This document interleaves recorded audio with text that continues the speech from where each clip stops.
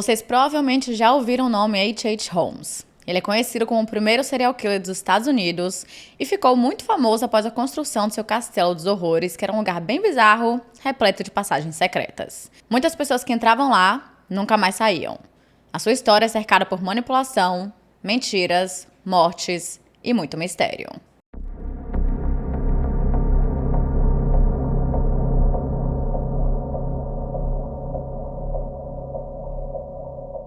Oi, gente! Sejam bem-vindos ao meu canal. Se você é novo por aqui, eu costumo falar sobre casos criminais reais ou outras histórias. Então, se você gosta desse tipo de conteúdo, não se esqueça de se inscrever e deixar o seu like, que é muito importante para a divulgação do canal.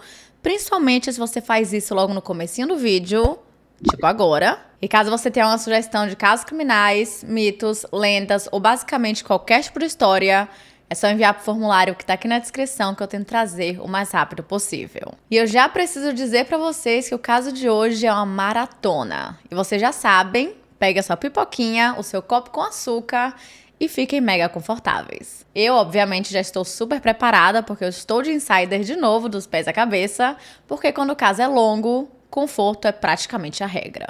As roupas da Insider vão muito além em todos os quesitos, porque elas possuem superpoderes. Sim, você ouviu certo. Suas peças são famosas por serem anti-odor, ultra duráveis e sustentáveis. Juro, é um investimento maravilhoso, porque as suas roupas não vão perder a qualidade conforme o uso ou as lavagens. Elas vão durar muito tempo, então você pode ficar mais tranquilo em relação a isso. E como sim, eu sou uma grande preguiçosa, o fato de elas não precisarem ser passadas já faz o meu coração palpitar de alegria.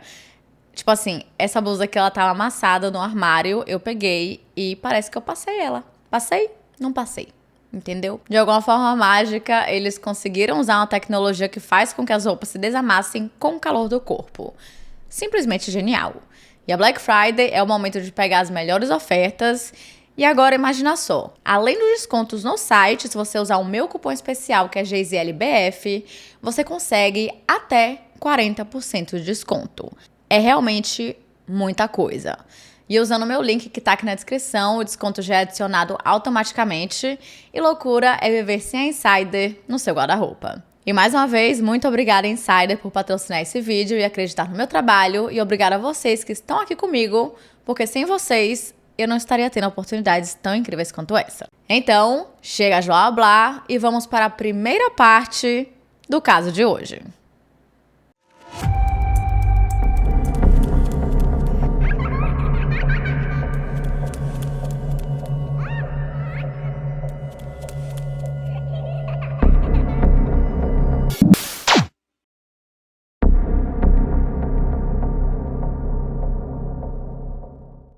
Antigamente, os Estados Unidos eram um país repleto por pequenas cidades, vilarejos e fazendas, mas que aos pouquinhos ele foi se tornando a terra das grandes metrópoles como Nova York, Pittsburgh, Cleveland, Detroit, entre outras. Só que de todas elas, nenhuma simbolizou tão bem o espírito da época quanto a tão famosa Chicago. A cidade ficou tão conhecida como a joia rara ou até mesmo a cidade mais americana de todas as cidades americanas. Basicamente, Chicago tinha de tudo.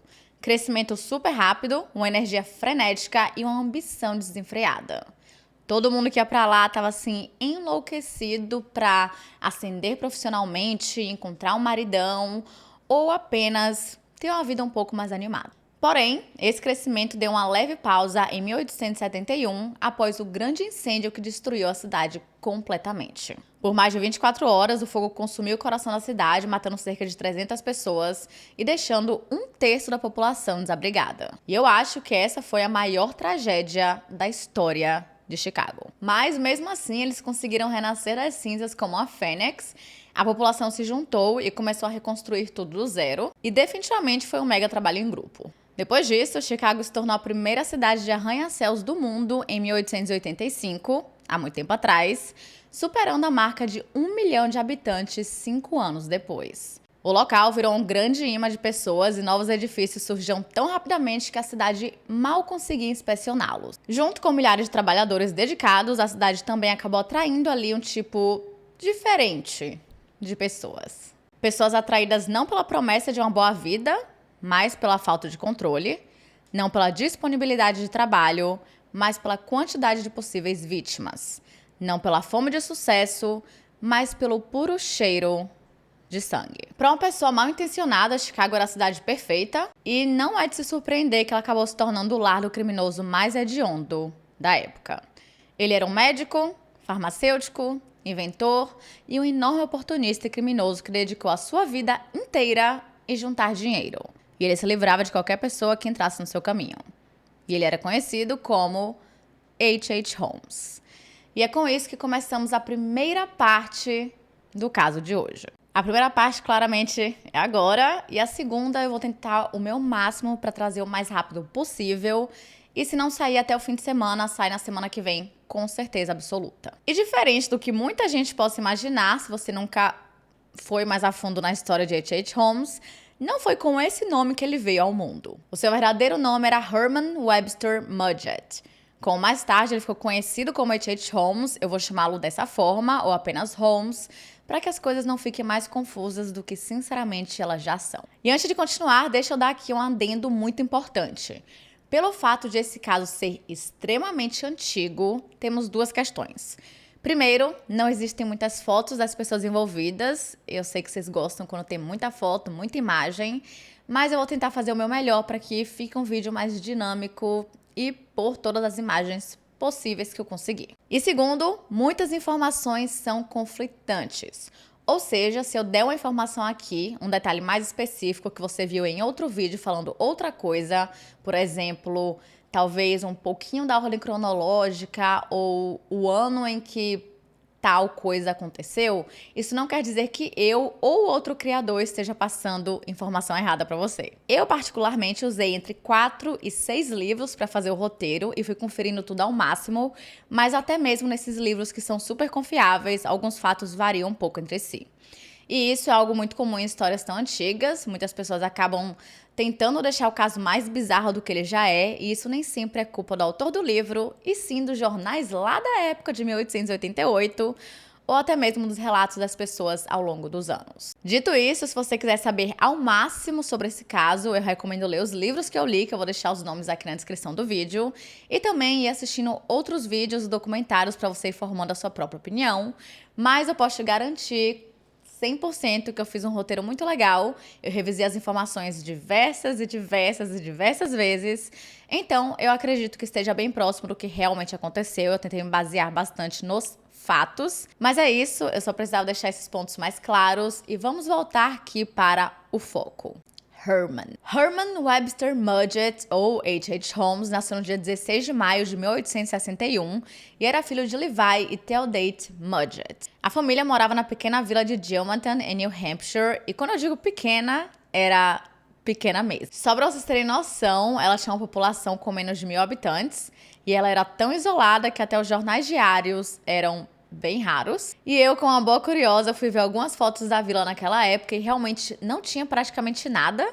Tinham apenas algumas casas, uma igreja, uma escola e provavelmente também um mercado. A escola em si era até bem famosa, chamada Gilmanton Academy, e foi lá onde Holmes acabou estudando, né? Já que era a única escola que tinha. Ele vinha de uma família muito rica, onde seu pai era fazendeiro e às vezes também trabalhava como comerciante e pintor de casas. E como naquela época mulheres não tinham permissão para trabalhar, a sua mãe era dona de casa e ambos os pais eram extremamente religiosos. Nós não temos muitas informações sobre os pais de Holmes, mas sabemos que o seu pai, Levi, era um homem extremamente violento e essa violência geralmente era direcionada ao seu filho. Além de ser uma pessoa agressiva, Levi era bem rígido e disciplinador que costumava usar castigos físicos para fazer com que Holmes obedecesse às regras. Já sua mãe, Theodate, era submissa ao marido e nunca fez nada para protegê-lo, e acredita-se que ela também era uma vítima nessa situação e que só não fez nada por puro medo. Lembrando que nessa época divórcio era uma coisa muito mal vista, a gente vai falar um pouquinho mais sobre isso lá na frente, então praticamente nem era uma opção. Se você casava com uma pessoa, era esperado que vocês ficassem juntos para sempre. Desde criança, pelo fato de ter vindo de uma família muito rígida, Holmes aprendeu a ser muito obediente, mas ele sempre odiou os pais com toda a força, chegando ao ponto de desejar que eles tivessem morrido no grande incêndio de Chicago. Poderíamos dizer aqui que talvez essa tenha sido a sua primeira bandeira vermelha, só que ele conseguia guardar muito bem, né, as suas coisas para si mesmo, porque para todo mundo, incluindo para os pais, ele era um menino prodígio que teria um futuro brilhante, que não dava trabalho pra ninguém e que era simplesmente perfeito. Todo mundo comentava o quão inteligente ele era e o quão sortudos os seus pais eram por terem tido um filho como ele. Porém, por ele sempre ter sido tão inteligente e só tirar notas altas, ele acabou se tornando um alvo para os valentões e vivia sofrendo bullying. E isso meio que já tinha se tornado algo diário na vida dele. E eu nunca vou entender muito bem esse conceito de fazer bullying com crianças que são muito inteligentes.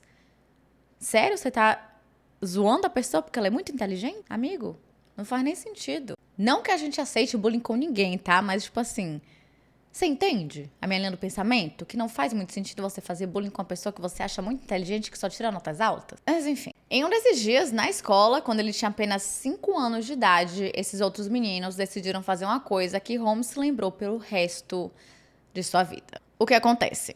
Tinha um médico da vila que sempre mantinha sua porta da frente fechada, mas todo mundo que passava por lá conseguia sentir todos os cheiros fortes dos medicamentos, e isso fez com que alguns rumores fossem criados. De acordo com as crianças locais mais velhas, o médico tinha um armário onde ele guardava uma coleção de cabeças e esqueletos humanos reais, e como vocês podem imaginar, isso deixou as crianças mais novas morrendo de medo.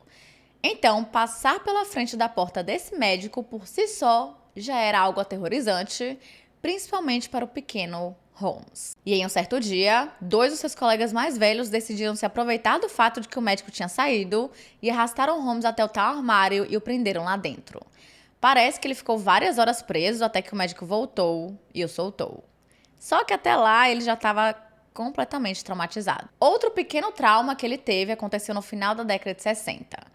Nessa época, um fotógrafo chegou na cidade e, como Holmes queria uma foto, ele se ofereceu para trabalhar como mensageiro em troca da tal foto. Só que em um certo dia, ele viu o fotógrafo removendo a sua perna artificial e, como para Holmes aquilo, meu Deus, era algo muito estranho e novo, ele ficou morrendo de medo. Porém, curiosamente, foram essas 2 experiências que fez com que ele ficasse muito interessado em anatomia humana. E esse interesse, meus amigos, ele levou pelo resto de sua vida.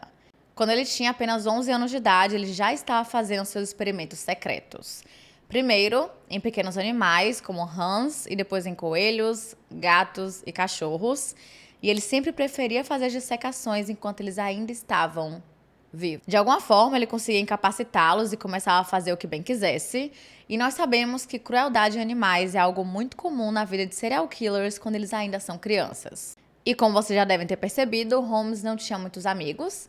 Ele sempre foi mais na dele, mais quieto e reservado. Mas ele chegou a ter, sim, um melhor amigo durante a sua infância, que era um menino um pouco mais velho chamado Tom. Só que Tom morreu de uma forma trágica após cair de uma escada enquanto ele e Holmes estavam brincando em uma casa abandonada. Mas se vocês acham que Holmes ficou triste ou sentiu falta do amigo, bom, vocês estão enganados. Para ele, aquele foi apenas mais um dia e depois disso ele continuou com a sua rotina normalmente como se nada tivesse acontecido. E depois disso ele passou a planejar e sonhar com o dia em que finalmente deixaria New Hampshire para sempre. Ele sabia muito bem que não tinha como ter a vida de sucesso que ele tanto queria na pequena vila. Ele precisava ir para uma cidade muito maior, com muito mais oportunidades. E de acordo com o próprio, ele estava trabalhando em empregos temporários e dando aulas como professor até os seus 16 anos de idade, quando ele se apaixonou por uma menina que morava em uma das cidades vizinhas chamada Clara A. Lovering. Algumas fontes dizem que eles se conheceram enquanto Holmes trabalhava na fazenda do pai dela, enquanto outras dizem que eles já se conheciam há muitos e muitos anos. Mas, de qualquer forma, desde que eles se conheceram, Holmes passou a visitar a casa da família Lovering com bastante frequência. Ele ia pra lá, ajudava a Clara com os estudos, ou apenas lhe fazia companhia e lia pra ela. E aparentemente, Clara era muito querida e respeitada em New Hampshire e vinha de uma família super rica. E isso é importante, bem importante, porque foi com esse dinheiro que Holmes conseguiu estudar e ir embora de Gilmanton. No dia 4 de julho de 1878, quando os dois tinham apenas 17 anos de idade, eles se casaram. Parece que o casamento foi mantido em segredo dos seus pais e os dois continuaram vivendo separados. Clara ficou morando com os pais, enquanto Holmes morava na fazenda que estava trabalhando, que ficava nos arredores da cidade. E quando os pais dos dois finalmente descobriram o que eles tinham feito, os pais de Clara não gostaram muito disso. Eles provavelmente queriam que a filha se casasse com um jovem rico e que tivesse mais futuro. Mas não foi isso que ela fez. Mesmo não gostando da ideia, querendo ou não, o estrago já tinha sido feito. Então, a família Lovering conseguiu um emprego melhor para Holmes como balconista na mercearia do tio de Clara. E era lá onde estava trabalhando quando o casal teve o seu primeiro filho em 1880, chamado Robert. Conforme o tempo foi passando, Holmes foi percebendo que ele estava odiando a sua vida. Ele nunca quis ter uma família assim tão cedo e viver essa vida mais tranquila. E de acordo com ele era inteligente demais para ser balconista em uma loja de campo. Foi então que ele colocou na cabeça que ele queria ser médico. Só que tem uma coisa, ele não queria ser médico para ajudar as pessoas, né, cuidar das pessoas, enfim. Ele apenas queria ser super rico e sabia que os médicos conseguiam ganhar muito dinheiro, principalmente se eles inventassem algum tipo de remédio milagroso. E com essa nova ideia em mente, Holmes largou o emprego na mercearia e voltou para a vila de Gilmanton e começou a fazer estágio com o Dr. Nahum Wright. E pasmem, mas esse era o mesmo médico dos rumores de quando Holmes era criança.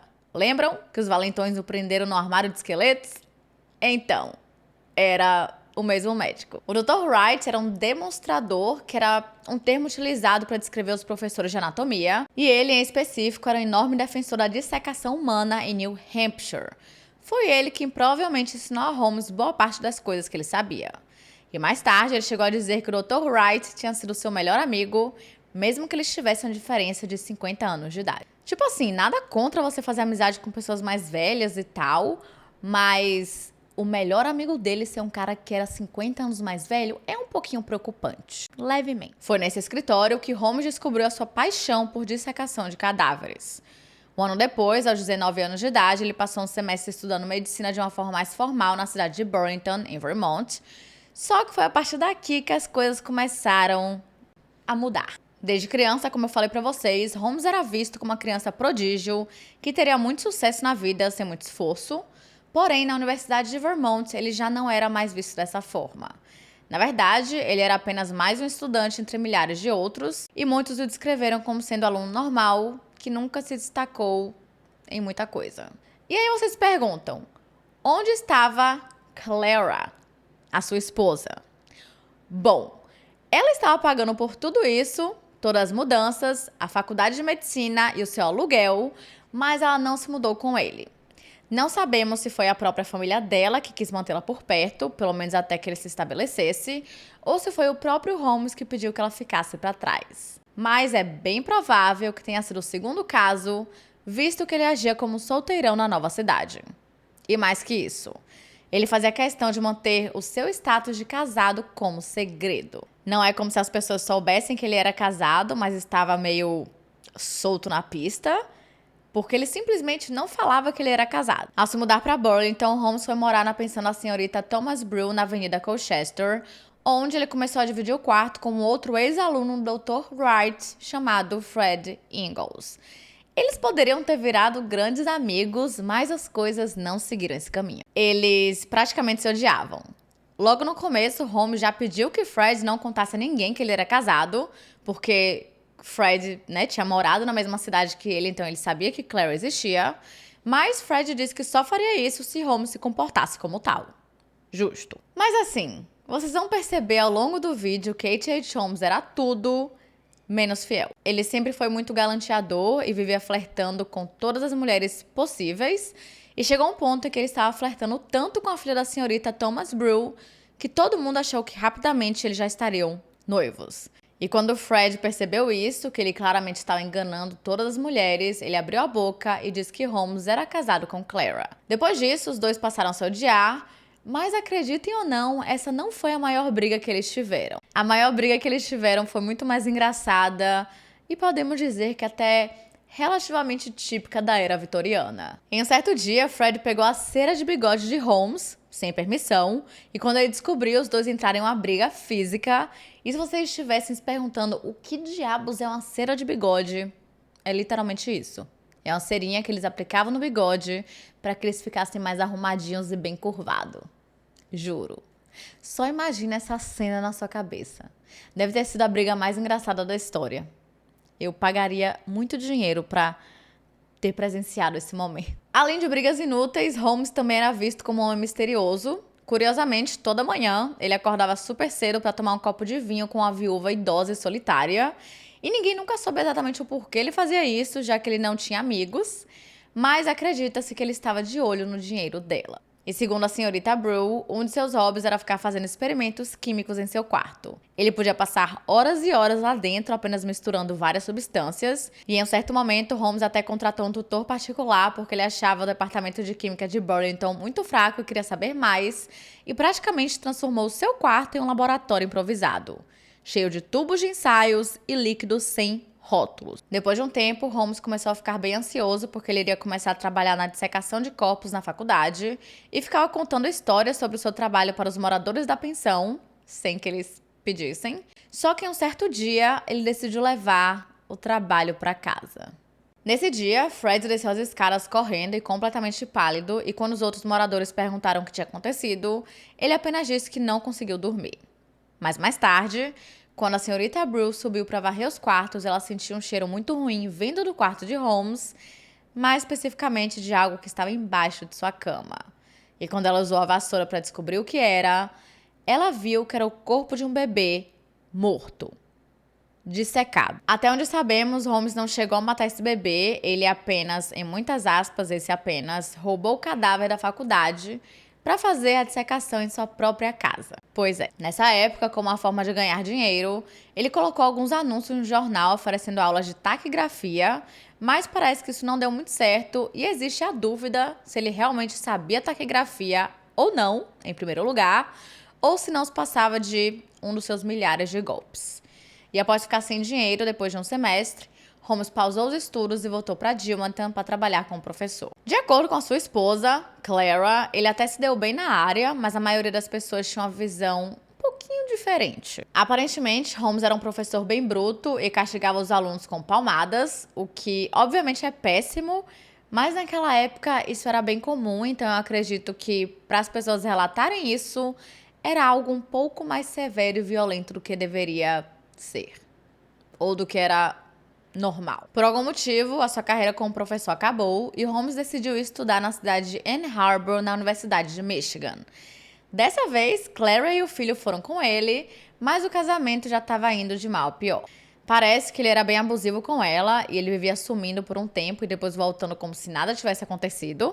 E só para vocês terem uma visão um pouco melhor, na época em que ele estava trabalhando na mercearia do tio de Clara, ele disse para a irmã dela que ser casado provavelmente iria atrapalhar na sua vida profissional. O que não faz muito sentido para aquela época, porque antigamente, se você era uma pessoa casada e com filhos, as pessoas até te respeitavam mais. E ele chegou ao ponto de dizer para a irmã de Clara que achava que os dois não iam durar muito tempo e não conseguia imaginar a vida de casado como sendo uma feliz. Lembrando que isso aí foi pouco tempo depois de eles se casarem. E ele ainda teve a cara de pau, né? A audácia de falar isso pra irmã de Clara. E eu não sei se a irmã dela chegou a conversar com ela sobre esse pequeno detalhe. Mas mesmo se ela tivesse, não ia mudar muita coisa, porque divórcio naquela época era terrível. Na nova cidade, a família morou em uma casa de estudantes, onde alugava um quarto. Então tinha muita gente entrando e saindo o tempo todo. E de acordo com os relatos dessas pessoas, era Clara quem sustentava Holmes e o filho. Ela trabalhava como costureira e ela era constantemente vista com o olho roxo. Divórcio era algo extremamente incomum naquela época, ele era altamente estigmatizado e visto como um enorme escândalo, principalmente para as mulheres. Se elas se divorciassem, a chance de se casarem novamente era minúscula e todo mundo começava a achar que elas tinham falhado de alguma forma por não terem sido as esposas perfeitas. Os homens também recebiam muitas críticas, só que eram muito menores, nem se comparavam. E além disso, era um processo super difícil que demorava muito tempo e tudo se tornava público. Eu vou ir mais a fundo sobre esse assunto no nosso próximo caso, que aconteceu por volta ali da mesma época, mas eu precisava dar pelo menos um pequeno contexto para vocês, para que a gente tenha essa noção de como as coisas funcionavam versus como elas funcionam hoje em dia. Dito isso, Clara não tinha muita opção. Mesmo estando em um casamento horrível e claramente abusivo, ela não podia se dar ao luxo de se divorciar. Porém, depois de aguentar muita coisa, ela chegou no seu limite e decidiu voltar para a casa dos pais junto com o filho. O que para Holmes foi perfeito. Ele ficou zero triste com tudo isso, e apenas seguiu a sua vida dia após dia. A esse ponto, ele estava morando na rua Cemetery, número 15, e curiosamente, a sua casa ficava muito perto do cemitério Forest Hill. Para quem não sabe, cemetery significa cemitério em inglês, e a localização de onde ele morava é muito importante. Como agora Holmes não tinha Clara para pagar tudo para ele vivia sem dinheiro e os seus colegas de classe o descreveram como sendo miseravelmente pobre. Mas vocês vão perceber que ele sempre dava um jeitinho. E entra aqui outra informação importante. As faculdades de Michigan e de boa parte dos Estados Unidos viviam recebendo os corpos de pessoas não identificadas para que eles fossem utilizados na faculdade de medicina. Na verdade, existiam até leis que diziam que esses corpos tinham que ser levados primeiro para essas faculdades e caso elas não quisessem ou não precisassem, aí sim os corpos seriam enterrados. Porém, essas leis raramente impediam o roubo de túmulos. O que acontece? Na grande maioria das vezes, essas faculdades precisavam de mais cadáveres do que o governo fornecia, e é aí que entravam os ladrões de túmulos. E vocês provavelmente já sabem onde isso vai dar. Mas calma. Pouco tempo após Holmes entrar na universidade, todo mundo já foi percebendo que ele gostava, até demais, de dissecar os corpos. É claro que era interessante para os estudantes de medicina, mas ele realmente se divertia muito. Tipo, além da conta, sabe? Não é à toa que ele começou a trabalhar com um professor de anatomia da faculdade chamado William J. Herdman, e foi aí que ele percebeu a necessidade de cadáveres para as aulas e viu uma oportunidade de ganhar muito dinheiro. Roubando esses corpos do cemitério perto da sua casa e indo vendê-los para a universidade.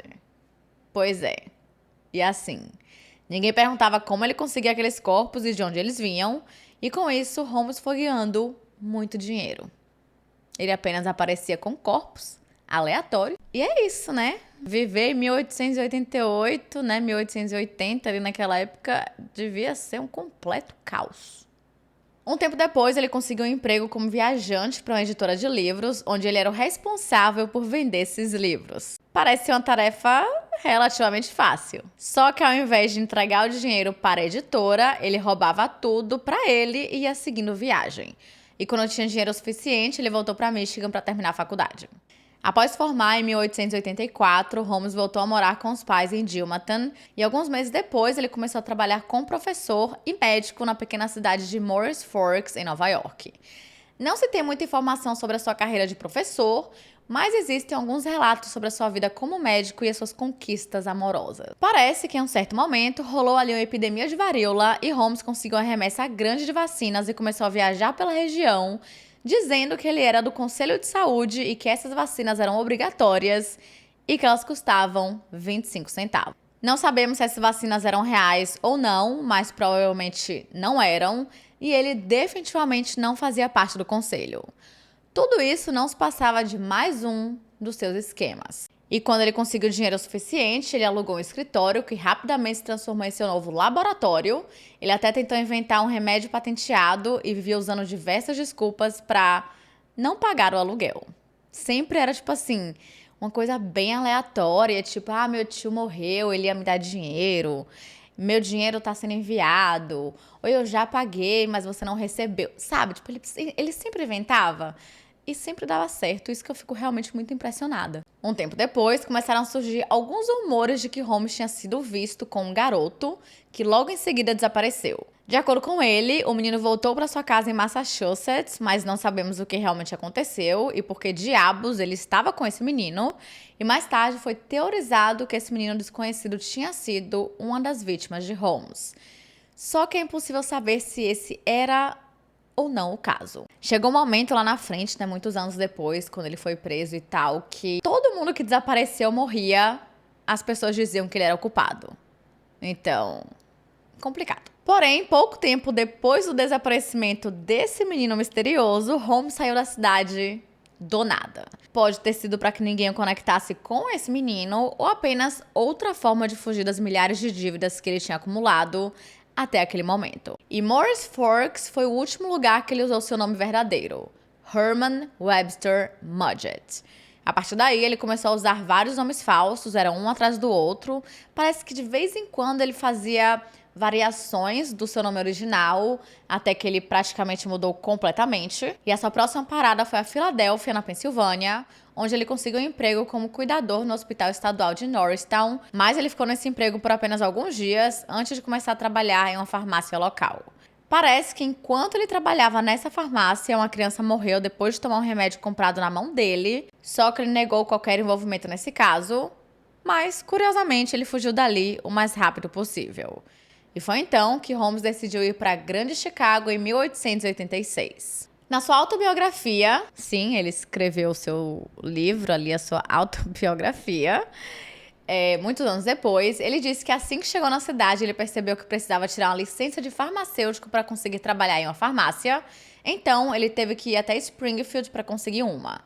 E no dia 15 de julho de 1886, foi anunciado pelo jornal que um homem chamado Harry Howard Holmes estava entre os 22 candidatos que haviam passado pelo exame para se tornar um farmacêutico licenciado no estado. E esse foi o primeiro registro documentado do uso do seu pseudônimo mais famoso, H.H. Holmes. Nessa mesma época, tinha uma farmácia chamada Holton's Drug Store, que ficava localizada nas esquinas da rua 63 e Wallace, no distrito comercial de Englewood, em Chicago. E essa loja pertencia ao Dr. E.S. Holton e a sua esposa há muitos anos.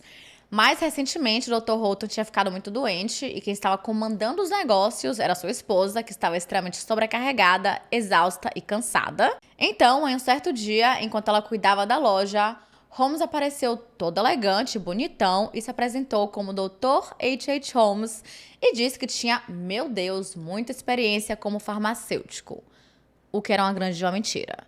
De acordo com ele, ele tinha acabado de se mudar para a área e estava em busca de um emprego.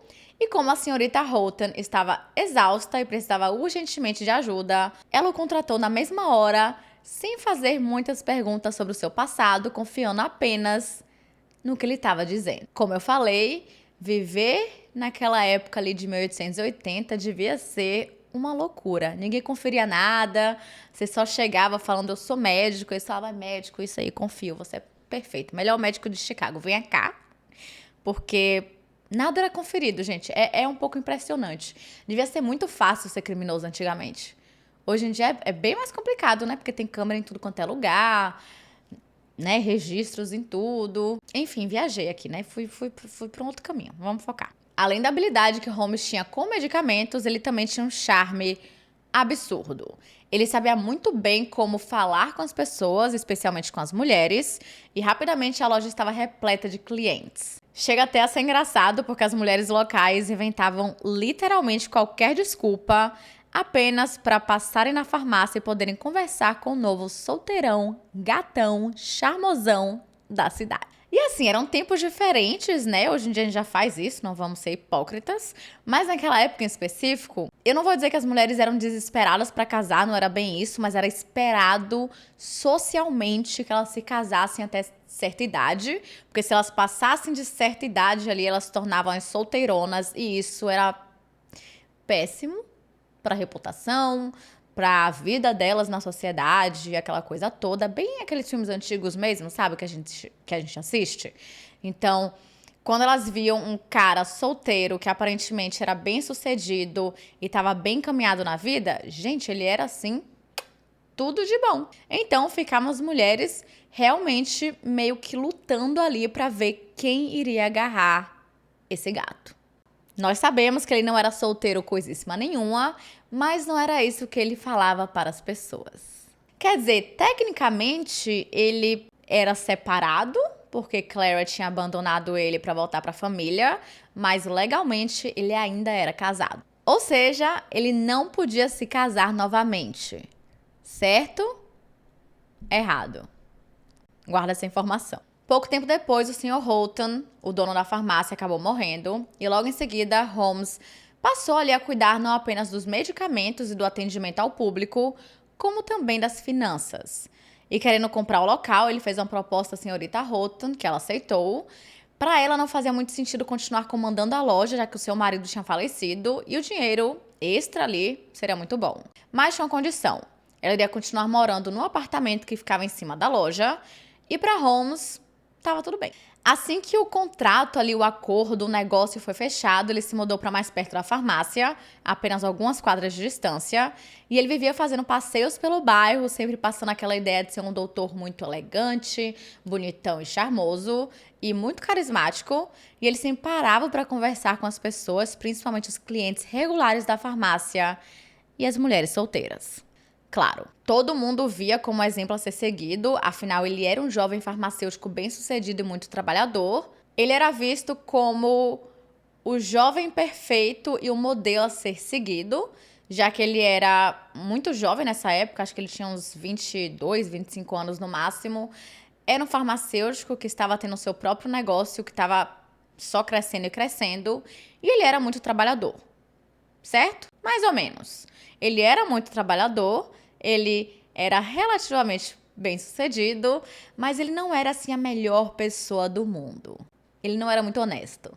Enquanto a maioria das pessoas via apenas essa parte polida dele, a senhorita Houghton estava começando a vê-lo de uma forma totalmente diferente.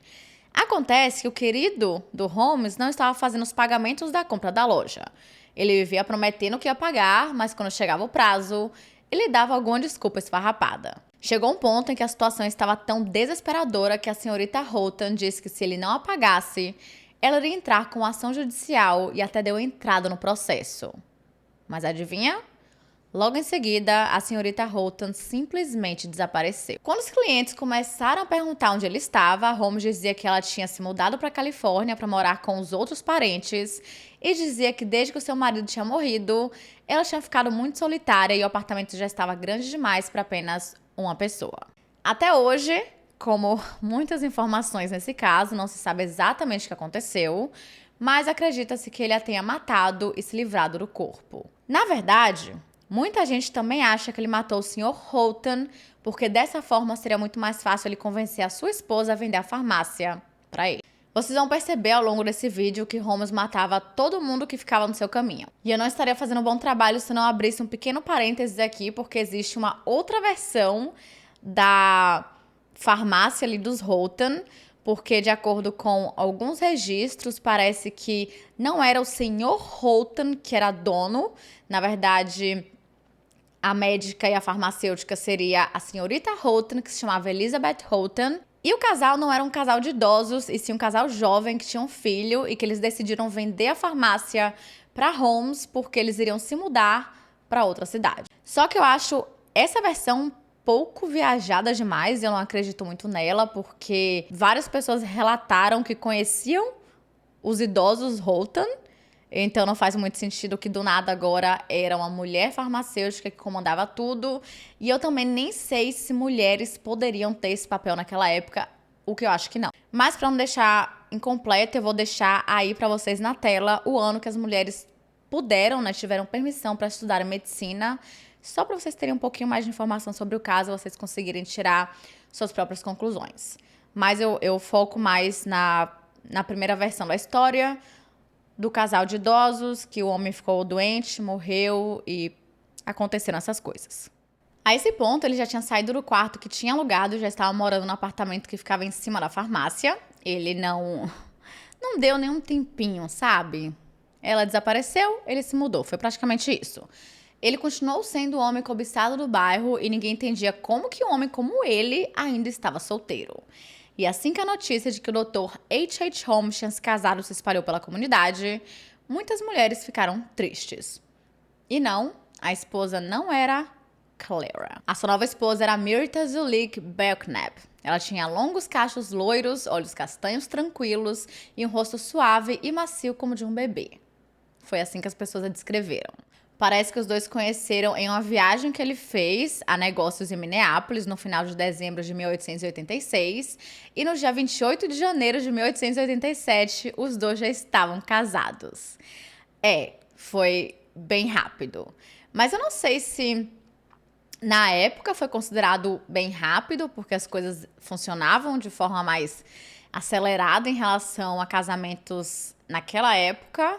Então, talvez pra eles não tenha sido, mas pra gente hoje em dia, em um mês, você conhecer a pessoa, namorar, pedir em casamento e casar realmente é um pouquinho, né? Mas sei lá, às vezes o fogo da paixão ele foi mais forte. Mas não se esqueçam que ele ainda era oficialmente casado com Clara Lovren Mudgett. Ou seja, o casamento com Myrta tecnicamente nunca aconteceu. E a Pob não fazia a menor ideia. Mas depois que ele se casou com ela, ele pelo menos tentou se divorciar com Clara. Ele chegou a abrir lá o processo, mas nunca foi em frente. E tanto que a própria Clara não fazia a menor ideia de que ele queria o divórcio. E assim como muitas partes da história de Holmes, o seu relacionamento com Myrta é repleto por mistérios. Eu sei que isso é frustrante, eu sei. Eu também acho. Mas vamos falar um pouquinho sobre ela. Myrta Belknap nasceu em outubro de 1862 e era filha de John e Lucy Belknap. Aos 17 anos de idade, ela estava morando com os pais na Pensilvânia, onde ela trabalhava como professora de música. E em algum momento, no início da década de 80, no caso de 1880, a sua família se mudou para Minneapolis. Enquanto seu pai trabalhava como operador ferroviário, Myrta trabalhava como balconista em uma loja de música e, até onde se sabe, quando ela e Holmes se conheceram, ela ainda trabalhava lá. Depois que eles se casaram, ela se mudou com ele para Chicago e passou a trabalhar com ele na farmácia. E no começo, tudo estava flores, arco-íris, unicórnios. Tava tudo lindo. Mas a sua personalidade era muito diferente da de Holmes. Ele sempre foi muito mais descontraído e conversava com todo mundo, enquanto Myrta era mais quieta, mais na dela. Mas ela era completamente apaixonada por ele, a diferença de personalidade não tinha criado nenhum problema até esse momento. Só que com o tempo, ela começou a ficar com muitos ciúmes, porque mesmo estando casado com ela, Holmes continuava flertando ali descaradamente com as clientes, e quando Myrta começou a reclamar com ele sobre isso, ao invés de parar, ele apenas deu um jeito de mantê-la sempre muito ocupada no andar de cima com as tarefas domésticas, ou apenas lhe enviava para fazer compras. Ela até tentou mudar o comportamento dele, mas isso só fez com que as tensões entre os dois fossem aumentando cada vez mais. E em diversas ocasiões, vários clientes presenciaram conversas bem constrangedoras entre o casal, que geralmente terminava com Holmes sussurrando alguma coisa no ouvido de Myrta, e logo em seguida, ela subia as escadas chorando. Nós sabemos que ele era um homem abusivo, mas não sabemos se com Myrta ele chegou a ser abusivo fisicamente, como ele tinha sido com Clara. Porém, é de se acreditar que sim. Chegou um ponto que simplesmente não estava dando mais certo, mas pedir o divórcio não era uma opção. Na verdade, mesmo com um relacionamento horrível, Myrta ainda era muito apaixonada por ele e na primavera de 1888, ela descobriu que estava grávida.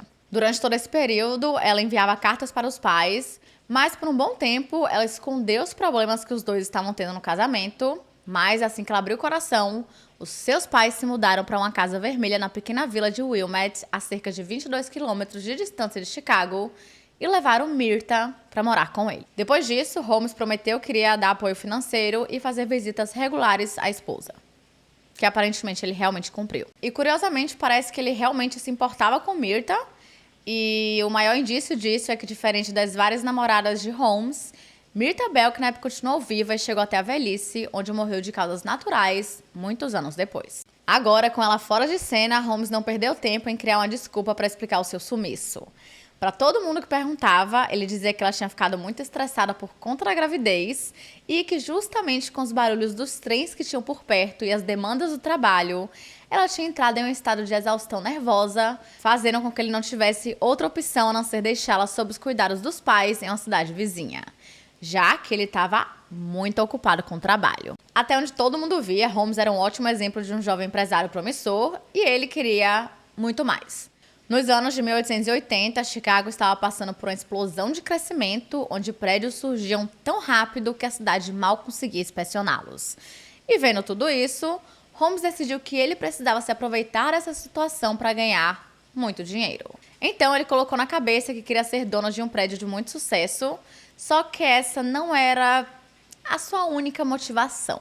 Ele também queria muita privacidade, e isso era algo que o seu apartamento em cima da farmácia definitivamente não oferecia, já que era impossível entrar e sair sem ser percebido. E para sua sorte, tinha um terreno em frente à farmácia que era perfeito para o que ele queria, e rapidamente o comprou e começou a colocar seu plano secreto em ação.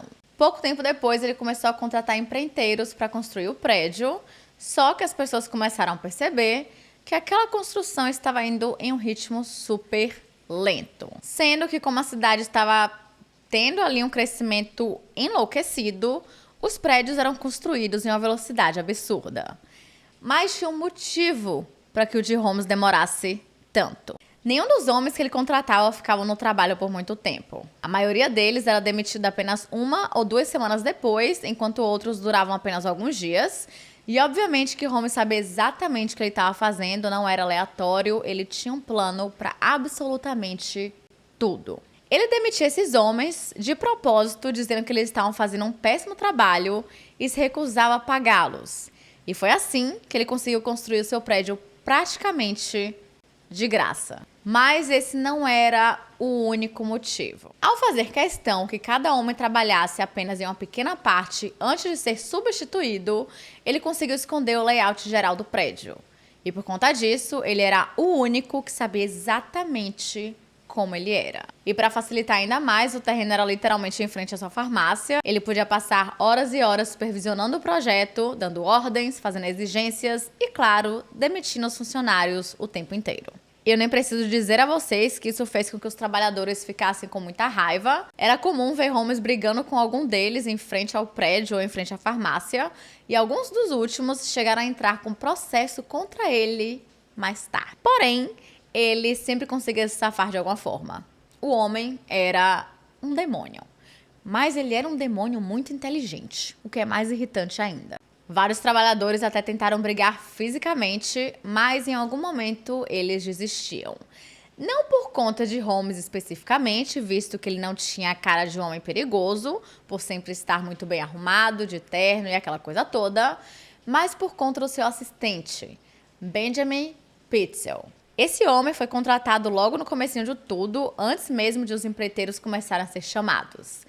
E a partir daqui vamos começar a falar de muitas pessoas diferentes. Eu fiz o meu melhor para que não ficasse confuso, e esse foi o principal motivo pelo qual eu decidi dividir esse caso em 2 partes. Chega um momento que é tanta informação surgindo de todos os lados que é praticamente impossível conseguir acompanhar tudo. Eu sei que existem casos que eu faço que duraram mais de 2 horas, como o caso da semana passada do Robert Pickton, mas em algumas ocasiões essa divisão é super necessária, porque a última coisa que eu quero é que vocês terminem o vídeo sem entenderem absolutamente nada. Vamos lá. 3 homens ficaram conhecidos por serem os ajudantes de H.H. Holmes. Cada um deles trabalhou para Holmes por um período ali na construção do prédio, mas depois continuaram com ele e se tornaram as pessoas que ele confiava tranquilamente. Um deles era Charles Chappell, que era um maquinista que morava perto do Hospital do Condado de Cook. O segundo era Patrick Quinlan, que chegou a se mudar para o prédio de Holmes como zelador. E o terceiro, e mais importante, era Benjamin Pitzel. Benjamin Freeland Pitzel nasceu em 1856. Em 1878, ele se casou com uma mulher chamada Carrie, na cidade de Galva, em Illinois. E os dois não perderam tempo e já começaram a criar uma família que só fazia crescer. No início de 1894, eles já tinham 5 filhos. A primeira filha do casal, chamada Dessie, nasceu antes que eles se casassem. E isso foi um enorme problema para os pais de Benjamin, porque naquela época isso era algo muito mal visto pela sociedade. Era praticamente imperdoável que você ficasse grávida e parisse antes de se casar. E parece que a relação dele com os pais já não era muito boa, e depois disso só fez piorar. A segunda filha, chamada Alice, nasceu pouco tempo depois, e logo em seguida o casal já teve mais uma filha e 3 filhos, só que um desses meninos acabou morrendo ainda no hospital após pegar uma doença infecciosa chamada difteria. E 3 dos filhos dos Pitzel, Alice, Nellie e Howard, mais tarde iriam se tornar muito conhecidos pela mídia, mas infelizmente não por uma coisa boa. De acordo com relatos, Benjamin não era a melhor pessoa do mundo, ele sempre teve problemas com a lei e só foi para Chicago como uma forma de fugir de um crime que ele cometeu em 1888. Mas ele era realmente muito apaixonado pela esposa e pelos filhos, e basicamente tudo que ele fazia era para dar uma vida melhor para eles, mas ele também lutava com o alcoolismo. E isso acabou meio que dificultando tudo ainda mais.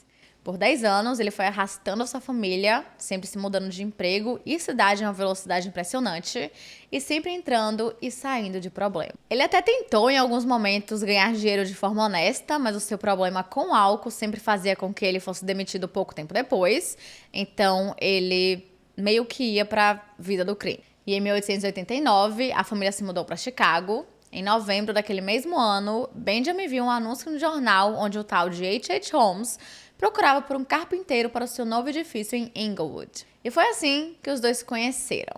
Inicialmente, ele foi contratado para ajudar na construção, mas pouco tempo depois ele já tinha sido promovido para assistente pessoal de Holmes, onde ele passou a realizar atividades mais questionáveis e não tão legais assim. Traduzindo, ele fazia todo o trabalho sujo que Holmes não queria fazer. O segundo homem que entrou ali no círculo pessoal de Holmes era Charles Chappell. Em algum momento de dezembro de 1889, ele ficou sabendo que Charles era conhecido por ser um articulador, que naquela época significava que ele dominava a técnica de remover a carne de corpos humanos e remontar, ou articular, os ossos para formar esqueletos completos para exibição em consultórios médicos e laboratórios. Ele tinha aprendido tudo isso enquanto ele trabalhava no hospital do condado de Cook, e Holmes achou tudo isso muito interessante, digamos assim. A gente sabe que os consultórios e as faculdades de medicina ficavam desesperados para conseguirem novos cadáveres e esqueletos humanos, e como a esse ponto o estudo da medicina estava se intensificando cada vez mais, essa necessidade também foi aumentando. E como a demanda era muito maior que a oferta, os médicos aceitavam cadáveres aleatórios de pessoas mais aleatórias ainda, sem fazerem muitas perguntas. E eles pagavam caro por isso. Holmes, que já tinha uma experiência nesse ramo aí de roubar cadáveres, e vendo que esse comércio estava em alta, ele viu isso como uma oportunidade. Da mesma forma que ele viu na época que ele era um estudante de medicina. E foi exatamente esse motivo que o fez entrar em contato com Charles, porque de alguma forma Holmes sempre tinha um corpo que precisava ser limpo para que ele pudesse vender para as universidades. Agora, de onde vinham esses corpos, ninguém sabe. Ele poderia tê-los roubados do cemitério, ou ele já tinha começado a matar suas vítimas apenas com esse intuito. Ao decorrer do caso, vocês vão perceber que Holmes costumava matar as suas vítimas por dois motivos principais. Ou ele iria lucrar com isso de alguma forma, ou essas vítimas estavam começando a atrapalhar a sua vida. Seja a sua vida pessoal ou a sua vida profissional. E o terceiro e último homem que se juntou ao grupo de amigos mais próximos de Holmes era Patrick Quinlan. Ele praticamente era um faz-tudo, e quando o prédio ficou pronto, ele e sua família passaram a morar lá, onde Patrick trabalhava como zelador e meio que também um assistente pessoal de Holmes. E finalmente, depois de quase 1 ano e meio de construção, o edifício estava pronto e estava chamando muita atenção. Não era exatamente a altura do prédio que fazia com que as pessoas ficassem interessadas, porque existiam vários outros muito maiores, considerando que o de Holmes inicialmente só tinha 2 andares e depois que ele decidiu fazer o terceiro. Mas em termos de área, o lugar era bem grande e no mínimo peculiar. Em um certo dia, ainda quando o prédio estava sendo construído, Holmes comprou um cofre de banco gigantesco e assim que ele foi entregue, Holmes o instalou em uma área do segundo andar ao lado do seu escritório e logo depois ele construiu um quarto ao redor dele para impedir que o cofre fosse movido. Ele fez isso apenas para não pagar o tal cofre. E funcionou. O primeiro andar era praticamente um centro comercial cheio de lojas, sendo algumas administradas pelo próprio Holmes, enquanto outras eram alugadas para comerciantes locais. Pelos próximos anos, milhares de clientes entrariam na propriedade, mas a grande maioria ficava limitada apenas ao primeiro andar e não faziam a menor ideia de como era o segundo andar e o porão e quais segredos eles escondiam. O segundo andar era praticamente um labirinto. Existiam 51 portas alinhadas em 6 corredores que iam se formando em ângulos super estranhos. No total, existiam 35 quartos preparados para serem alugados, mas nenhum dos outros era normal. Alguns eram lacrados e revestidos do chão até o teto com placas de aço cobertas de amianto, outros eram à prova de som e outros eram tão minúsculos que pareciam mais armários do que quartos. A maioria dos quartos estavam equipados com canos de gás que ficavam conectados a um painel de controle no quarto de Holmes, e as portas só podiam ser trancadas pelo lado de fora. E mais, ele também tinha pequenos visores em todos os quartos para que ele pudesse ficar observando os hóspedes. Juro, esse homem era completamente maluco. E piora. No segundo andar existiam diversas passagens secretas, armários escondidos que eram acessíveis por painéis deslizantes e até tinha uma passagem secreta que levava diretamente para o porão. Já no porão, Holmes guardava várias coisas esquisitas, como um tanque de ácido, tanques de cal, uma mesa de dissecação, um gabinete de cirurgião e outras ferramentas tão bizarras quanto. Nos anos seguintes, o porão também passaria a abrigar um aparelho um tanto quanto macabro, que ele chamava de determinador de elasticidade. Segundo o próprio, esse aparelho era uma maravilha tecnológica que servia para criar uma raça de gigantes. Ele queria fazer experimentos em pessoas vivas e literalmente esticá-las para criar gigantes.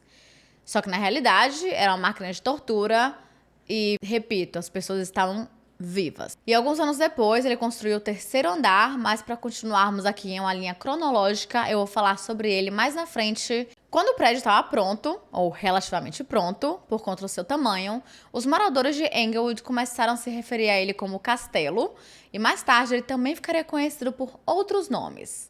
Castelo de Barba Azul, o Castelo dos Assassinatos, o Castelo da Morte, o Castelo do Pesadelo ou o Castelo do Horror. E como vocês perceberam, nenhum desses era muito legal. Mas enfim. Assim que o castelo ficou pronto, Holmes vendeu a sua farmácia para um homem, garantindo que a loja iria continuar dando muitos lucros, e ele e Myrta, a sua esposa, que tecnicamente não era sua esposa, se mudaram para o segundo andar do prédio. E no dia 4 de julho de 1889, nasceu a primeira filha do casal, chamada Lucy Theodate Holmes. Porém, algumas semanas após vender a farmácia, Holmes abriu a sua nova farmácia no primeiro andar do castelo, chamada H.H. Holmes Pharmacy, que era toda bonitona, toda trabalhada na beleza. E não demorou muito até que o comprador da antiga loja tivesse que fechar o lugar por falta de lucro e tivesse que ir embora da cidade para tentar sorte em outro lugar. Todo mundo preferia a farmácia de Holmes, fosse pela beleza do local ou até mesmo porque ele tinha criado toda uma clientela muito forte e ele já tinha a intenção de fazer a nova farmácia antes de vender a antiga. Tudo isso não se passava de mais um golpe para que ele lucrasse o máximo possível. Ele sempre tinha um novo esquema e ele sempre tinha uma nova criação revolucionária. Por exemplo, em um certo momento ele criou uma poção que prometia curar um monte de coisa, tá? Era basicamente tudo. E assim, fez um baita de um sucesso. Todo mundo queria comprar tal poção e ninguém nunca suspeitou que eles estavam apenas bebendo água da torneira com um pequeno toque de extrato de baunilha e uma pitada de uma bebida alcoólica que tinha sabor de essências herbais. Só para vocês terem noção, ele enganou o próprio Benjamin Pitzel, o seu assistente, dizendo que aquilo ali, aquela poção alcoólica, iria curar o seu alcoolismo. É até bem impressionante como ele conseguia manipular as pessoas com tanta facilidade. Provavelmente o histórico da época não ajudava muito, as pessoas não tinham como simplesmente pesquisarem no Google para ver se a poção era real ou não, ou até mesmo jogarem no Reclame Aqui. E a comunicação era bem mais lenta, as pessoas não tinham celulares, telefones, então era meio que através de cartas ou no bom e velho boca a boca. Em algum momento, por volta dessa mesma época, Holmes acabou se deparando com um artigo no jornal que falava sobre um processo inovador para dobrar vidro e conseguir fazer vários objetos diferentes. Como isso era algo que estava crescendo bastante e, consequentemente, dando muito dinheiro, pouco tempo depois, Holmes apareceu no escritório de uma empresa que fabricava fornos a óleo. Ele chegou a explicar para o gerente que estava quase começando seu próprio negócio de dobramento de vidro, mas que antes disso ele precisava fazer algumas modificações no forno do seu porão para que ele gerasse mais calor e fosse mais potente, consequentemente, para que ele conseguisse seguir com o plano. Alguns dias depois, o mecânico foi enviado ao castelo para fazer tais modificações, onde ele instalou um novo queimador dentro do forno e o conectou a um grande tanque de óleo no beco. Agora, esse forno de Holmes tinha uma potência absurda e era capaz de atingir uma temperatura de 3.000 graus. Para o dobramento de vidros, a temperatura utilizada é apenas de 600 graus, porém, para se queimar um corpo humano, essa temperatura aumenta para 1.000 graus. 3.000 é mais do que o suficiente para não se deixar nada para trás. Guardem essa informação. O próprio mecânico ficou bem intrigado, mas não necessariamente com o aumento da potência, mas com o tamanho do forno de Holmes, que tinha 1 metro de altura, 1 metro de largura e 2,5 metros de comprimento. No dia seguinte, ele até falou com seu supervisor, comentando que aquele forno não era nem um pouco prático para fins comerciais, e os dois até brincaram com a possibilidade de Holmes estar querendo ter o seu próprio crematório. Obviamente, eles não faziam a menor ideia de que era exatamente isso o que ele queria. Até hoje não se sabe exatamente quando K.H. Holmes começou a matar pessoas e muito menos o motivo. Existem alguns rumores de que os assassinatos começaram quando ele ainda era criança, ou na época da faculdade, ou até mesmo nos seus primeiros anos em Chicago. Só que não existem evidências o suficiente para que a gente tenha certeza de praticamente nada, mas os assassinatos que foram associados a ele geralmente tinham um motivo bem claro. Alguém sabia demais, ou estava atrapalhando seus planos e não podia ser confiável, ou era uma forma de conseguir o dinheiro do seguro de vida da pessoa. Diferente de boa parte dos serial killers, ele não parecia estar matando apenas porque gostava, e sim porque essa era apenas uma parte necessária para que ele conseguisse continuar aplicando milhões de golpes e conseguisse manter o seu estilo de vida. A lista de vítimas é gigantesca, muitos acreditam que esse número chegou aos 200. Oficialmente, temos 29 possíveis vítimas, que foram pessoas que desapareceram por volta da mesma época e podem, talvez, quem sabe, ter tido alguma conexão com Holmes. Temos as pessoas que com certeza tiveram um contato muito grande com ele antes de desaparecerem, e temos as vítimas 100% confirmadas, que são apenas 4.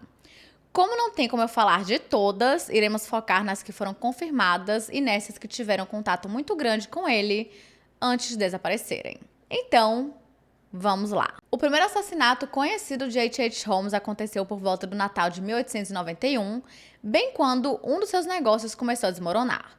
Então, vamos voltar um pouco no tempo para meados de 1889. No começo ali do seu casamento com Myrta Belknap, Holmes até foi um marido fiel, relativamente, né, no sentido carnal da coisa, mas alguns meses após o nascimento da sua filha, em julho de 1889, ele já estava tendo um caso com uma jovem chamada Julia Smith. E tinha um outro pequeno problema. Ela também era casada. Julia era filha de um comerciante e era considerada como uma jovem muito bonita e inteligente. Desde criança, as pessoas diziam que ela teria um futuro brilhante e se perguntavam ali, né, que tipo de maridão ela escolheria. Ela poderia ter escolhido qualquer pretendente que quisesse, porque assim que ela chegou na idade de casar, que naquela época, bizarramente, era entre de 10 a 12 anos de idade, ela ficou cercada por pretendente. Todo mundo achava e tinha praticamente certeza que ela escolheria um homem muito especial, bem-sucedido, inteligente e com a determinação e coragem que fossem, no mínimo, tão grandes quanto as dela. Só que quando ela ficou noiva no início de 1880 de um jovem chamado Silas T. Connor, mais conhecido apenas como Ned Connor, as pessoas ficaram surpresas. Na época, Ned tinha 20 anos de idade e ele tinha chegado na cidade alguns anos antes. Ele trabalhava como joalheiro e tinha montado uma pequena loja, só que ele não estava tendo, assim, muito sucesso. Ele praticamente mal ganhava dinheiro. Parece que ele até era bom no que ele fazia, mas a sua loja era meio decadente e raramente alguém entrava lá. E diferente de Julia, ele parecia uma pessoa que estava meio que predestinada ao fracasso. Os pais de Julia não ficaram muito felizes com o noivado, mas ficaram na deles porque eles sabiam que se eles falassem alguma coisa, isso só faria com que Julia, que era mais determinada, teimosa e rebelde, fizesse ainda mais questão de se casar. E eles achavam que se deixassem as coisas irem naturalmente, ela ia perceber que tudo aquilo tinha sido um enorme erro. Só que o casamento realmente aconteceu. E apesar de ela ter percebido que não tinha feito ali uma escolha muito boa, querendo ou não, eles já estavam casados e não tinha muita coisa que ela pudesse fazer. Principalmente porque os seus pais não apoiavam nem um pouco o divórcio. A real é que ela achava que depois que ela e Ned se casassem, ele iria ficar mais motivado para tentar crescer mais na carreira, só que ele não tinha muitos conhecimentos ou até mesmo interesse em deslanchar os seus negócios e as coisas ficaram estagnadas. Com o tempo, aquela sensação de decepção foi se transformando em puro desprezo. Toda vez que Julia falava com ele, sua voz vinha carregada de sarcasmo e Ned apenas tentava ignorar, e a situação estava indo de mal a pior. E para piorar mais um pouquinho, Julia era o tipo de pessoa que adorava flertar. Enquanto ela era terrível com Ned, ela era super amigável com os outros homens, E isso foi gerando uma tensão enorme entre o casal por motivos óbvios. Eles viviam guardando todo aquele silêncio cheio de raiva, que ia se acumulando cada vez mais em uma bola de neve gigante. E de vez em quando eles soltavam uma palavra ruim pro outro, até que explodiam de vez em brigas bem grandes e bem públicas. Até onde eu sei, não chegava a ser nada físico, mas era bem complicado. Depois de um tempo, o casamento deu uma melhorada e em 1882, Julia descobriu que estava grávida. Todo mundo tava torcendo, tipo, meu Deus do céu, pelo amor de Deus, que esse bebê acabe ajudando na relação do casal e eles ficassem mais próximos. Mas, infelizmente, a criança nasceu morta e essa tragédia acrescentou ainda mais pressão. Por conta disso, como uma forma de melhorar o relacionamento, Julie e Ned decidiram mudar de cidade para ver se os negócios de Ned melhoravam. E pelos próximos 7 anos, eles moraram em vários lugares e sempre tinham o mesmo padrão. Tudo começava bem, com os dois cheios de esperanças, mas as coisas começavam a dar errado e vinha todo aquele ciclo de brigas infinitas até irem para a próxima cidade. Em 1887, Julia ficou grávida novamente e dessa vez tudo deu certo e ela deu à luz a uma menina chamada Pearl. E 2 anos depois, a família decidiu se mudar mais uma vez. Só que dessa vez para Chicago, já que a cidade estava crescendo muito e existiam várias oportunidades. Se tinha um lugar onde Ned poderia realmente ascender profissionalmente, seria lá. Assim que chegaram lá, Ned conseguiu um emprego em uma loja de joias no centro da cidade, mas o salário continuava péssimo. E praticamente mal dava para sustentar a família, e agora, querendo ou não, tinha ali um bebê. Porém, pouco tempo depois, ele conheceu H.H. Holmes. Nessa época, ele estava procurando um gerente para uma das lojas de joias que ele tinha no seu prédio, e quando ele conheceu Ned Connor, rapidamente ele foi contratado. Além de receber $12 semanais, a família Connor também teria direito à alimentação e moradia no segundo andar do próprio castelo de Holmes. E assim, isso era uma oportunidade incrível e era praticamente como ganhar na loteria. Não demorou muito tempo até que Ned percebesse que existiam vários quartos e passagens secretas pelo prédio, mas ele não se importava muito com isso, ele não via nada de errado acontecendo e para ele aquilo ali era apenas uma maneira interessante de se projetar um edifício. Mas, novamente, como Chicago estava crescendo muito, não era a coisa mais estranha do mundo que as pessoas decidissem arriscar e experimentar um pouco em novas construções. De acordo com as pessoas que o conheciam na época, Holmes era muito bom com crianças e ele começou a se dar super bem com a filha dos Connor, Pearl, e a deixá-la brincar tranquilamente pelo prédio até a hora de dormir sem problema nenhum. Ele nunca se incomodou com isso e ele era visto como o tio legal. Na verdade, ele se deu muito bem com toda a família.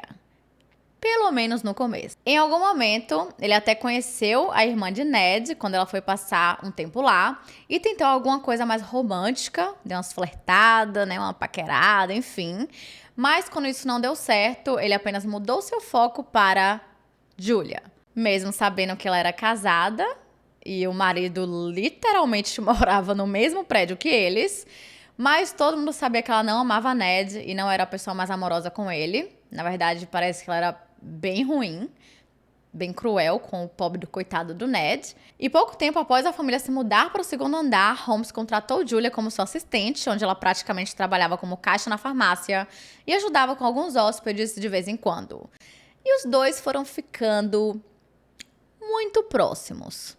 O que aconteceu nos meses seguintes era bem previsível para todo mundo, menos para o pobre coitado do Ned. Os dois já estavam casados há muitos anos, cerca de uns 10 anos ou quase isso. E durante todo esse tempo, Julia desprezava o marido pela sua falta de ambição e sucesso, que era algo que ela sempre desejou desde o começo. E agora, ela estava se vendo em uma situação onde tinha esse homem mais velho, bonitão, bem-sucedido e popular na cidade, lhe dando toda a atenção do mundo. Então, cair na tentação não foi uma tarefa muito difícil. Não se sabe exatamente quando os dois se tornaram amantes, porque literalmente cada livro fala uma data diferente, mas em março de 1891 eles definitivamente estavam juntos e é bem provável que tudo tenha começado no começo ou no fim de 1890. Eu particularmente estou mais inclinada a acreditar que tenha sido no começo, mas isso não é tão importante assim. O que importa é que Holmes e Julia não fizeram muito esforço para esconderem o que estava acontecendo. Boa parte dos clientes que apareciam na farmácia já sabiam muito bem que eles estavam tendo um caso, ou pelo menos desconfiavam. No começo, Ned não fazia a menor ideia, porque ele tinha sua própria loja para gerenciar e também fazia alguns outros trabalhos para Holmes fora do castelo. Mas com o tempo ele foi percebendo que tinha alguma coisa acontecendo. Ele não sabia exatamente o que, mas ele foi ficando bem enciumado com a proximidade dos dois, mas ele meio que decidiu fechar os olhos por um tempo, porque ele finalmente estava tendo um nível profissional muito bom, ele estava crescendo na carreira, estava tendo dinheiro para fazer as coisas tranquilamente, e se ele se intrometesse ali, provavelmente Holmes iria demiti-lo e ele voltaria a estaca zero. Só que é aquilo. Chegou um ponto, gente, em que não dava mais. Várias pessoas começaram a chamar Ned para conversar, para contar sobre o caso, e ele não tinha mais como ignorar. Era, tipo, muito escancarado, sabe? E detalhe, a esposa de Holmes, Myrta Belknap, e a sua filha estavam morando no mesmo prédio. Tudo isso estava acontecendo debaixo do nariz de todo mundo e parece que Myrta nunca desconfiou de nada. Eu não sei como ela passava o tempo dela, mas ela não fazia a menor ideia real. Quando Ned finalmente decidiu confrontar Julia, ele disse que se ela não terminasse o romance com Holmes, ele iria embora. E o que ela fez? Ela disse que não ia terminar coisíssima nenhuma. Pois é. Em março de 1891, Ned saiu do segundo andar e passou a primeira noite dormindo no chão em uma das lojas de Holmes, e pouco tempo depois ele alugou um apartamento no centro da cidade e conseguiu um novo emprego. Por alguns meses, ele até continuou tendo contato com Julia e a filha. Tipo assim, é óbvio que ele tinha que ter contato com a filha, mas enfim. E ele fazia isso na esperança de que ela voltasse para ele, mas isso nunca aconteceu. Na verdade, ela pediu o divórcio e Ned foi embora de vez, saindo de Chicago. Parece que um tempo depois ele chegou a se casar e tal. Ele até tentou, coitado, ter outras lojas, mas ele realmente parecia que estava destinado ao fracasso. É impressionante. Eu fiquei com pena dele. Eu tava lendo e eu ficava, nossa, tadinho. Sabe? Ele não queria muita coisa, ele só queria a lojinha dele, a esposa dele, a filha, e ele sofreu. É só isso, ele sofreu. Na cabeça de Julia, Holmes iria se separar de Myrta para se casar com ela. Ela via a relação dos dois com uma parceria, ó, parceiros no crime, e estava 100% disposta a ajudá-lo em tudo, principalmente nos negócios. Chegou um momento em que ela começou a insistir para que eles se casassem logo, porque ela não queria ser a amante para sempre. Mas, como diz aquele bom e velho ditado, amante não tem lar. Além disso, Julia também queria se tornar contadora de Holmes e até pediu para que ele a enviasse para uma faculdade de negócios local, para que ela aprendesse ali tudo o que precisava. E, surpreendentemente, ele concordou com tudo. Porém, os seus verdadeiros planos eram bem diferentes. Ele estava odiando o fato de que ela queria se intrometer em seus negócios, mas não foi isso que o levou ao limite. Acontece que em novembro de 1891, Julia descobriu que estava grávida de Holmes e as insistências para que eles se casassem ficaram ainda mais fortes. Parece que Holmes deixou bem claro que não ia se casar com ela. Isso fez com que Julia praticamente o ameaçasse, dizendo que ela sabia muito bem sobre os golpes que ele fazia. Ou seja, se eles não se casassem, ela iria abrir a boca. E Holmes não era o tipo de pessoa que aceitava ser ameaçado por ninguém, mas ele decidiu seguir ali na atuação, concordando em se divorciar de Myrta para se casar com ela, só que com uma condição. Julia tinha que concordar em fazer um aborto voluntário, porque ele já tinha outros filhos e não queria mais responsabilidade. Ô, querido, se você não queria mais responsabilidade, não fizesse relações com outras pessoas. Eu acho que naquela época nem existia camisinha. Não sei.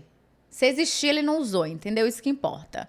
E ele mesmo, nesse caso aqui do aborto voluntário, ele queria fazer o procedimento. Detalhe, ele nunca tinha feito isso na vida. Obviamente, Julia ficou horrorizada com essa ideia, não pelo fato do aborto em si, mas porque ele queria fazer esse procedimento. Ela não estava afim também de retirar o filho, mas ela estava tipo, eu amo esse cara, ele vai fazer tudo isso por mim, né? Então, por que não?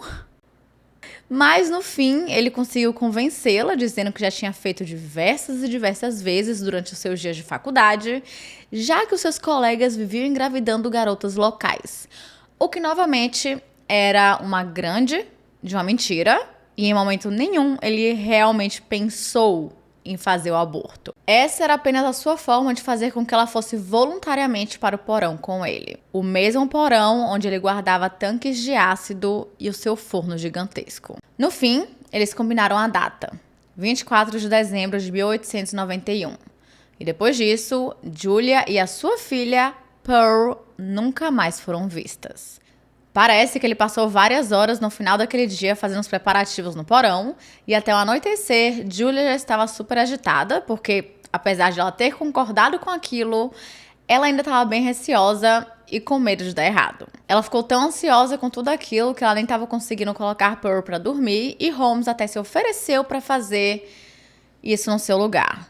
Ele fez Julia ficar esperando sentada em uma cadeira enquanto ele foi até o quarto, pegou um frasco com um líquido incolor e um pano de algodão, e apenas 15 minutos depois voltou dizendo que o Pearl estava dormindo e que tinha certeza que ela não iria acordar tão cedo. E infelizmente ela nunca mais acordou. Depois disso, os dois teriam descido até o porão por uma das escadas secretas que nem a própria Julia conhecia até aquele momento, e foi lá onde ele a matou. Mais tarde, Holmes chegou a dizer que Julia acabou morrendo no aborto, mas ninguém sabe o que realmente aconteceu com ela e com Pearl.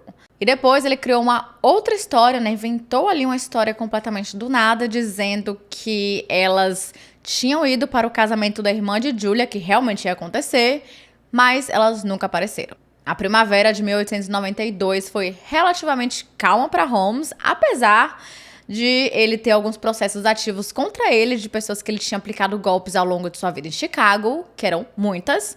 E pouco tempo depois, ele conheceu uma jovem chamada Emmeline Cigrand e a contratou para trabalhar como secretária no seu prédio. Pelos registros da época, Emmeline foi para Chicago em busca de trabalho por volta de maio de 1892, e antes ela tinha trabalhado na cidade de Dwight, em Illinois, no Instituto Keeley, onde estava sendo usado um tal de tratamento para o alcoolismo conhecido como a cura de ouro. Basicamente, durante o período de 4 semanas, os pacientes recebiam a injeção de ácido cloroáurico com outros ingredientes secretos 4 vezes por dia, com promessa de que isso iria acabar com o vício em álcool. E tudo isso aí fez com que Holmes ficasse muito interessado nela, porque nessa época Benjamin Pitezel, lembra? O assistente dele que fazia tudo o que ele não queria fazer? Então, ele estava nesse Instituto Keeley fazendo esse tal tratamento. E aí, quando ele viu Emmeline, ficou, nossa, que menina bonita, né, e tal, aquela coisa toda, comentou com Holmes e ele ficou interessado. É praticamente isso. Mas tinha um pouquinho mais. Ele ainda tinha aquele sonho de se tornar um homem muito rico com a patente de algum remédio milagroso, e ele começou a operar uma franquia no castelo que era basicamente uma cópia da tal cura de ouro, só que o ouro era substituído por prata. Ele basicamente pegou tudo que a Emmeline sabia e inventou essa besteira toda para ganhar dinheiro. Quando eles conheceram, ele conseguiu fazer com que ela trabalhasse para ela, lhe oferecendo o dobro do que ela recebia no instituto, e obviamente ela aceitou, ela estava querendo novas oportunidades, então por que não? E ao se mudar para Englewood, ela alugou um quarto em uma pensão que ficava apenas um quarteirão do castelo, e não demorou muito tempo até que Holmes começasse ali a jogar todo o seu charme. Ele começou a comprar flores, lhe levava para passeios pela cidade, para o teatro e jantares super caros no centro. E parecia, gente, coisa de filme. Eles até passavam os domingos passeando ou andando de bicicleta pelo parque, juro. Seria lindo assim, seria, nossa, lindo, romântico, perfeito, uma comédia perfeita. Se não fosse o fato de que ele, né, era casado com 2 mulheres. No meio do verão, os dois já estavam tendo um super caso, e no início do outono ela já estava sonhando com o pedido de casamento. Ele até encorajou a enviar cartas para a família falando sobre o noivado, mas tinha um pequeno detalhe. Ele disse que por razões legais que envolviam seu suposto divórcio com Myrta, era melhor que ela o chamasse pelo seu pseudônimo, porque ele tinha outro, chamado Robert E. Phelps. E foi exatamente isso que ela fez, porque ela achava que ele era um cara maravilhoso, que nunca faria nada de mal contra ela, E por que não, já que, né, ela não queria atrapalhar ali o processo do divórcio, já que ela queria casar com ele. Ou seja, ninguém da família de Emmeline Cigrand nunca ouviu o nome H.H. Holmes.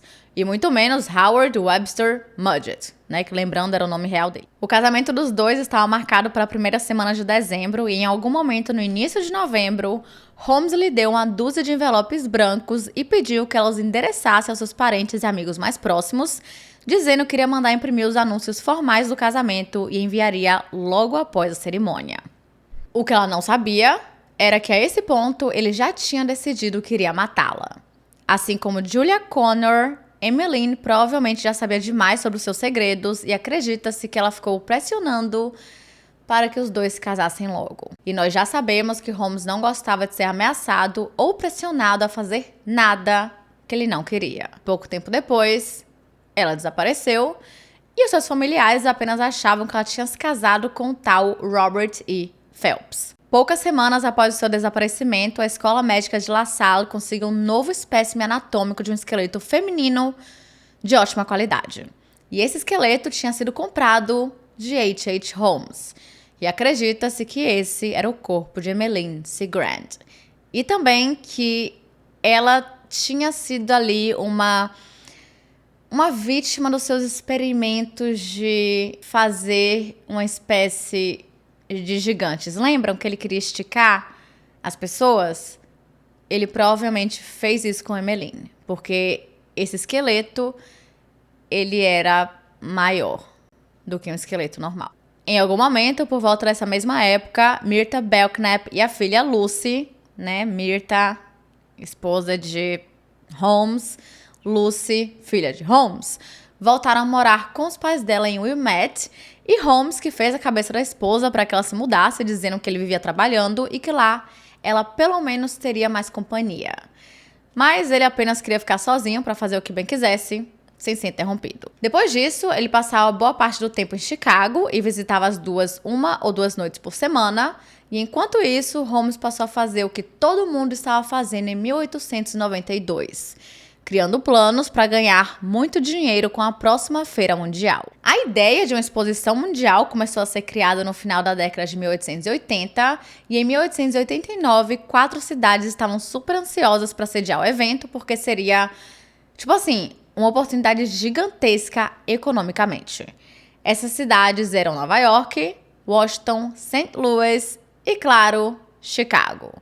E em 1890 foi decidido que o local perfeito seria Chicago. Com isso, era esperado que a cidade recebesse muitos visitantes e a demanda por acomodações era enorme. Praticamente qualquer pessoa com um quarto limpo e uma cama poderia ganhar muito dinheiro, e foi aí que Holmes decidiu criar o terceiro andar do seu castelo. Apesar de ele ter dito, né, na teoria ali que ele queria que o terceiro andar fosse um hotel, ele não teve tanto interesse assim em fazer isso se tornar uma realidade. Vamos lá. A quantidade de dinheiro que ele ganharia alugando os quartos era muito menor comparando com o quanto ele poderia conseguir apenas convencendo os investidores de que ele estava abrindo um hotel, quando ele não estava. Ele sabia que podia pegar o dinheiro desses investidores, que nunca iriam ver um centavo de volta, comprar vários produtos no crédito para vender sem pagar nenhuma conta, e então queimar tudo e ficar com o dinheiro do seguro. Parece loucura, mas, gente, esse era apenas mais um dia normal na vida de H.H. Holmes. E assim como o resto do prédio, o terceiro andar também tinha ali suas peculiaridades. Existiam os painéis deslizantes nas paredes, onde uma pessoa, no caso Holmes, poderia se esconder e observar tudo o que estava acontecendo. Os quartos também se perdiam nos labirintos de corredores, que eram iluminados por jatos de gás que tinham sido montados nas paredes.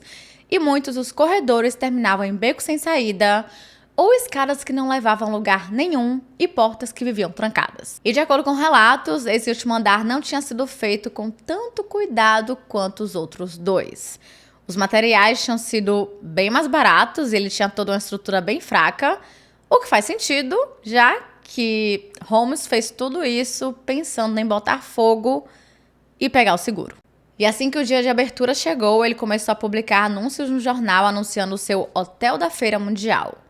Ninguém sabe exatamente quantos visitantes foram atraídos até o castelo entre maio e outubro de 1893, mas parece que ele conseguiu lotar o local na grande maioria das noites. Mas muitas pessoas que se hospedaram lá nunca mais foram vistas.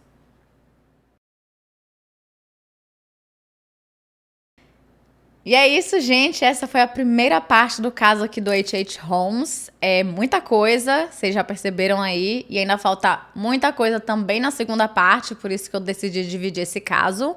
Na segunda parte em específico tem muita gente nova que vai entrar, então são muitos nomes, muitas histórias. Então, para não ficar confuso, eu achei melhor fazer essa divisão realmente. Comentem aqui embaixo se vocês acharam interessante ou se nas próximas vezes vocês acham melhor tudo de vez mesmo e ser aquela maratona enlouquecida que todo mundo acaba com o cérebro derretendo. Eu ainda tô passando o roteiro da segunda parte a limpo, mas deve sair no máximo semana que vem, na segunda-feira ou na quarta-feira. Eu queria soltar ainda essa semana, mas deu uma atrasada, então perdão. Mas vai valer a pena a espera, porque também vai ter aí, acredito que um pouco mais de 1 hora, mas ele vai ser um pouquinho menor do que essa primeira parte. Como eu disse, é muita coisa. Eu espero que vocês tenham gostado. Se vocês gostaram, comentem muito aqui embaixo. Se você tiver alguma dúvida, comenta também, porque ainda dá pra eu tirar essas dúvidas na segunda parte, já que eu ainda não gravei, pra deixar tudo realmente muito claro. E é isso. Não se esqueçam de se inscrever, deixar o seu like, que é muito importante pra divulgação do canal. E se você tem alguma sugestão de casos criminais, mitos, lendas ou basicamente qualquer tipo de história, é só enviar aqui no formulário que tá aqui na descrição, que eu tento trazer o mais rápido possível. E um pequeno spoiler, eu tô um pouco viciada em serial killer, então assim, os próximos casos serão de serial killers. E é isso, até a nossa segunda parte do caso do H.H. Holmes.